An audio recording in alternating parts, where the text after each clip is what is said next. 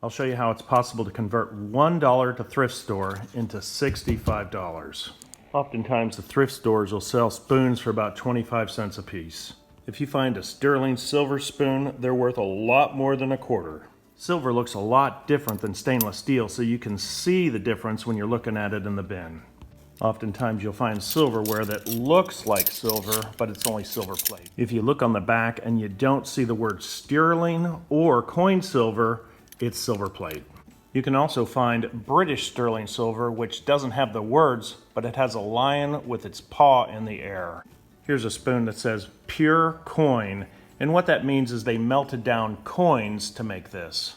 Coin silver is only going to be on the older stuff. This is from 1867. If you find something that's called deep silver, it's not actually silver, it's just a lot heavier silver plate. If you see sterling on the back, I've never had a case where it wasn't sterling, but I'll show you how to test it. We'll do an acid test. If you scratch it onto the stone, we'll put some acid directly onto the silver. If it's real silver, it's going to turn into a brownish red right at the base of that puddle. I'll show you in contrast what will happen with this silver plated one. So we'll do the exact same test. We'll put the acid on it. Now you can see the difference. This is like a brownish red. This is more like a green in there.